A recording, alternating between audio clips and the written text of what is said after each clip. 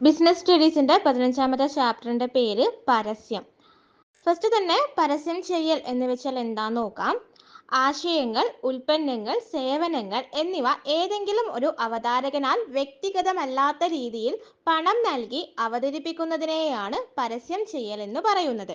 അതായത് ഒരു ഉൽപ്പന്നത്തിനെ പറ്റിയിട്ടോ അല്ലെങ്കിൽ സേവനത്തിനെ പറ്റിയിട്ടോ അല്ലെങ്കിൽ ചില ആശയങ്ങളോ പ്രതിഫലം നൽകിക്കൊണ്ട് ഒരു അവതാരകനാൽ പറയിപ്പിക്കുക.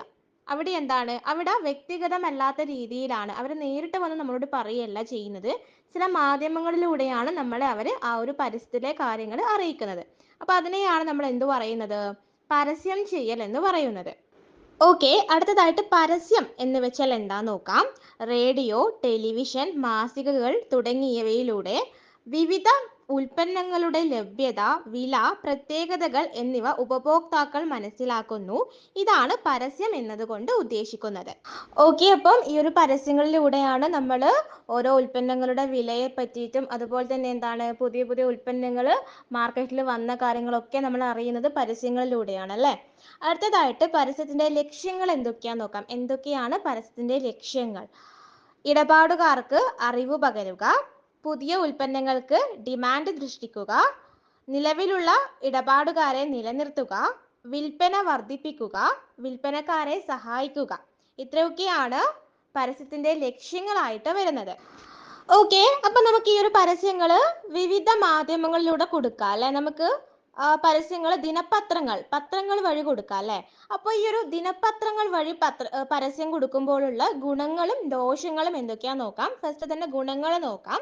ദിനപത്രത്തിൽ നൽകുന്ന ഒരു പരസ്യം വളരെ എളുപ്പത്തിൽ അനേകം പേരിൽ എത്തുന്നു.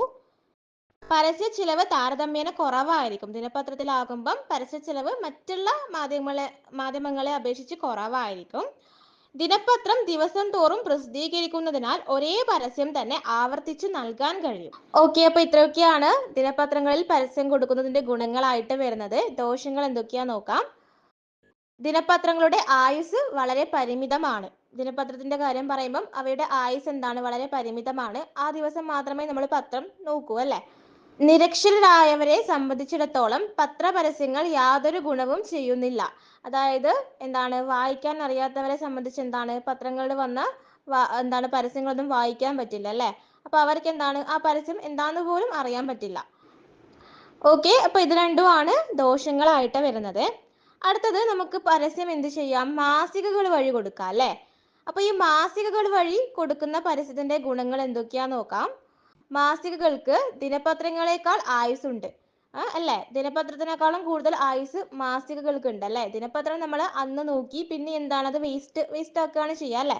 അല്ലെങ്കിൽ എന്താണ് നമ്മൾ പിന്നെ ശ്രദ്ധിക്കില്ല, അത് കീറി പോകാനൊക്കെ പെട്ടെന്ന് തന്നെ എന്താണ് മോശമായി പോകാനൊക്കെ ചാൻസ് ഉണ്ട്.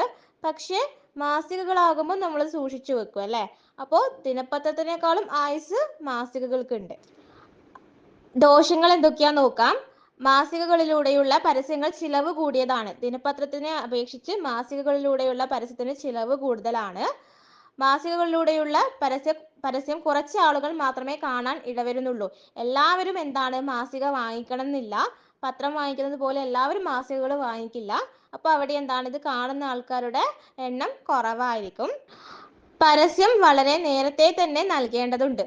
മാസികകളിലാണെങ്കിൽ പരസ്യം നമ്മൾ പത്രത്തിൽ കൊടുക്കുന്ന പോലെ ഒരു ദിവസം മുന്നേ ഒന്നും കൊടുത്താൽ പോരാ.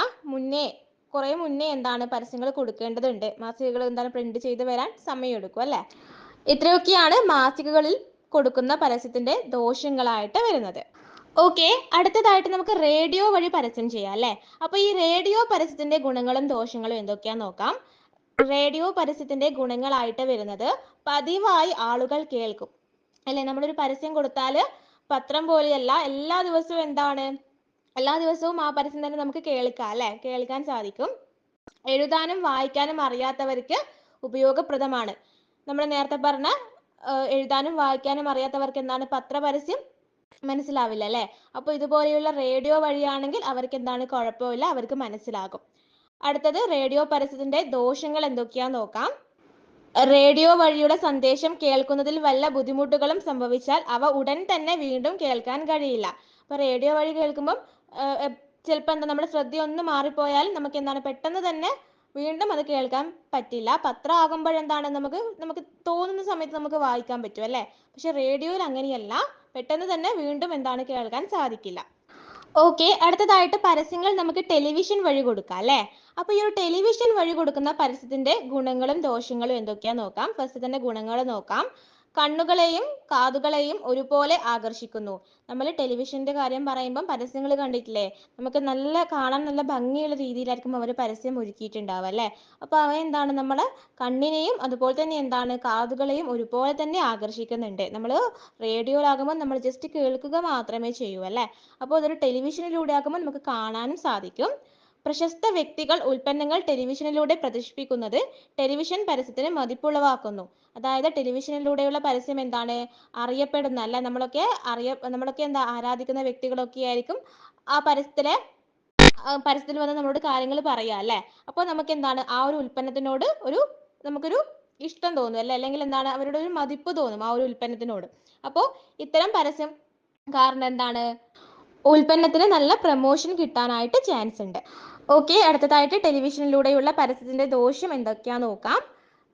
പ്രധാനമായിട്ടുള്ള ദോഷമായിട്ട് വരുന്നത് ചെലവ് കൂടുതലായിരിക്കും. നമ്മൾ മറ്റ് മാധ്യമങ്ങളെ അപേക്ഷിച്ച് നോക്കുമ്പം ടെലിവിഷൻ വഴിയുള്ള പരസ്യത്തിന് ചെലവ് വളരെ കൂടുതലായിരിക്കും. ഓക്കെ, ഇപ്പം പരസ്യങ്ങൾ ഇന്റർനെറ്റ് വഴിയും പ്രചരിപ്പിക്കുന്നുണ്ടല്ലേ? അപ്പോൾ ഈ ഒരു ഇന്റർനെറ്റ് പരസ്യത്തിന്റെ ഗുണങ്ങളും ദോഷങ്ങളും എന്തൊക്കെയാന്ന് നോക്കാം. ഗുണങ്ങളായിട്ട് വരുന്നത് ലോകത്തെ എവിടെ നിന്നുമുള്ള വിവരങ്ങൾ ലഭ്യമാക്കാൻ കഴിയുന്നു. ഉപഭോക്താക്കൾക്ക് അവരുടെ സമയവും ആവശ്യകതയും അനുസരിച്ച് പരസ്യ വിവരങ്ങൾ അറിയാവുന്നതാണ്. ഇത് രണ്ടുമാണ് ഇന്റർനെറ്റ് വഴിയുള്ള പരസ്യങ്ങളുടെ ഗുണങ്ങളായിട്ട് വരുന്നത്. ദോഷങ്ങൾ എന്തൊക്കെയാന്ന് നോക്കാം. കമ്പ്യൂട്ടർ ഇല്ലാത്ത ഇന്റർനെറ്റ് സൗകര്യം ഇല്ലാത്തവർക്ക് അനുയോജ്യമല്ല. എല്ലാവരുടെ കയ്യിലും എന്താണ് കമ്പ്യൂട്ടർ ഉണ്ടാവണമെന്നോ അല്ലെങ്കിൽ ഇപ്പോഴെന്താണ് മൊബൈൽ ഫോൺ മതി അല്ലേ? മൊബൈൽ ഫോണോ അല്ലെങ്കിൽ ഇന്റർനെറ്റ് സൗകര്യമോ ഇല്ലെങ്കിൽ എന്താണ് നമുക്ക് ഈ പരസ്യം കാണാനായിട്ട് സാധിക്കില്ല. എഴുതാനും വായിക്കാനും അറിയാത്ത ജനങ്ങൾക്ക് ഇത്തരം പരസ്യങ്ങൾ കൊണ്ട് പ്രയോജനമുണ്ടാവില്ല. സാധാരണ ജനങ്ങൾക്ക് അനുയോജ്യമല്ല. സാധാരണ ജനങ്ങൾ മീൻസ് എന്താണ് ഇപ്പം ടെക്നോളജിക്കലായിട്ട് കാര്യങ്ങളൊന്നും അറിയാത്ത ആൾക്കാർക്ക് എന്താണ് ഇത്തരം പരസ്യങ്ങൾ അനുയോജ്യമല്ല. ഇത്രയൊക്കെയാണ് ഇന്റർനെറ്റ് പരസ്യം കൊണ്ടുള്ള ദോഷങ്ങളായിട്ട് വരുന്നത്. ഓക്കെ, ഇപ്പം നമ്മൾ ഒരുപാട് പരസ്യ മാധ്യമങ്ങൾ പറഞ്ഞു അല്ലേ? ഇതിൽ ഇലക്ട്രോണിക് പരസ്യ മാധ്യമങ്ങൾ ഏതൊക്കെയാന്ന് വെച്ചാൽ റേഡിയോ പരസ്യം, ടെലിവിഷൻ പരസ്യം, ഇന്റർനെറ്റ് പരസ്യം. ഇത് മൂന്നെണ്ണവുമാണ് ഇലക്ട്രോണിക് പരസ്യ മാധ്യമങ്ങൾ. ഓക്കെ, അപ്പോൾ ഇത്രയും കാര്യങ്ങളാണ് ഈ ഒരു ചാപ്റ്ററിൽ പഠിക്കാനായിട്ടുള്ളത്.